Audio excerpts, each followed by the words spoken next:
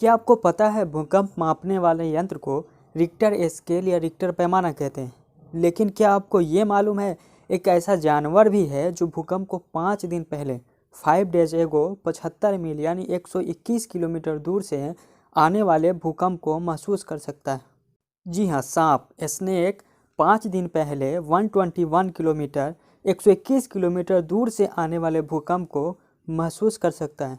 ये जानकारी आपको कैसी लगी कृपया कमेंट करके बताएं। ऐसे ही इंटरेस्टिंग फैक्ट्स के लिए हमारे चैनल को सब्सक्राइब करें, बेल आइकन को प्रेस कर दें ताकि नई वीडियो को नोटिफिकेशन आपको मिलती रहे।